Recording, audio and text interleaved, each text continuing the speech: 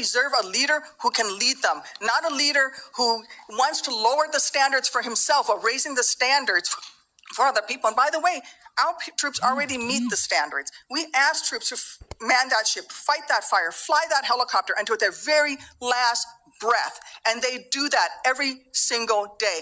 They cannot be led by someone who's not competent to do the job. How can we ask these warriors to train and perform the absolute highest standards when you are asking us to lower the standards to make you the Secretary of Defense simply because you are buddies with our president-elect? And by the way, he has filed for bankruptcy 6 times. I'm not quite sure he's the kind of CEO you want to refer to as a successful businessman. Let me make it clear. You can't seem to grasp that there is no U.S. military as we know it without the incredible women that we serve.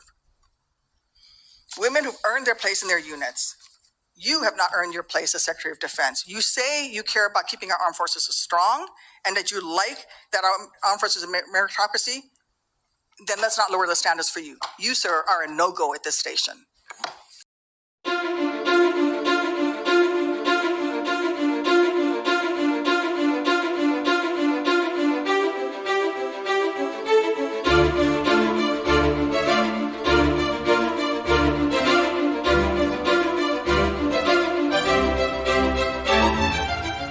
Waiver as well.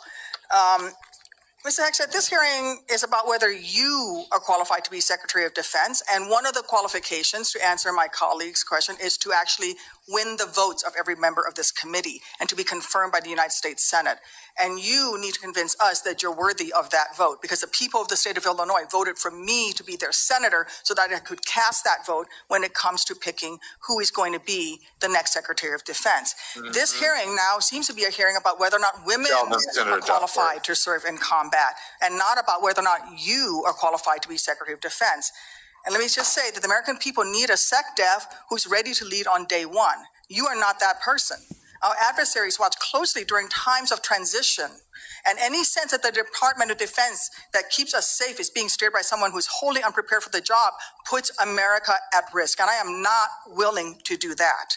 With that in mind, Mr. Hegseth, I want you to try to explain to the American people, this committee, who have to vote for you, and to our troops who are deployed around the world, why you are qualified to lead the Department of Defense. We already know that you've only led the largest, a 200-person organization. We already know that you so badly mangled a budget that after you left, they had to bring in a forensic accountant to figure out what went wrong. And that the largest budget you ever managed was about $18 billion. You know, that is about 51,560 times lower than the Department of Defense budget of $825 billion. $16 million is 51,568 times smaller than the defense budget. Please describe to me, Mr. Hegseth, you talk about D.O.D. passing an audit. Please describe to me a time or an organization forensic when you led who underwent an audit, because you say you're going to hire smarter people than you to run this audit. I'm not asking you to be an accountant. I want you to be able to tell me what kind of guidance will be given to those employees, what will happen whether or not you pass that audit. Have you led an audit of any organization? Yes or no?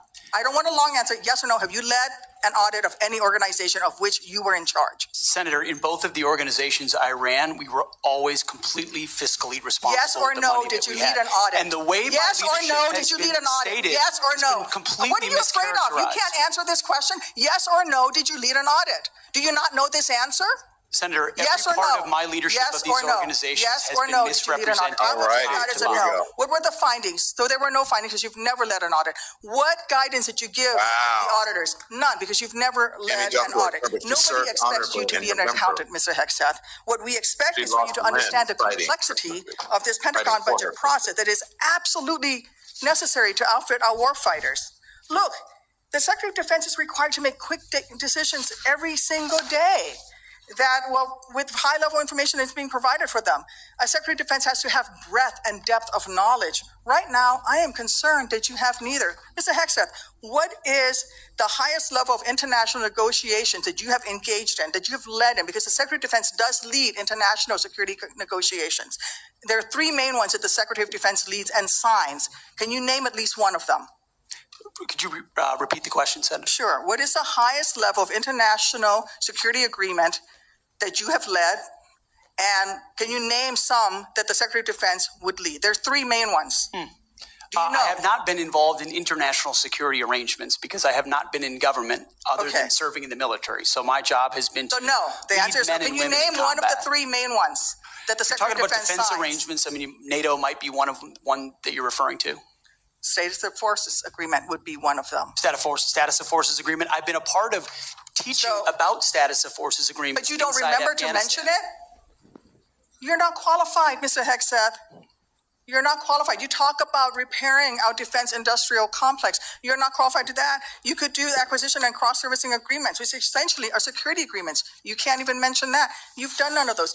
You talked about the Indo-Pacific a little bit, and I'm glad that you mentioned it. Can you name the importance of at least one of the nations in the ASEAN, and what type of agreement we have with at least one of those nations? And how many nations are in ASEAN, by the way?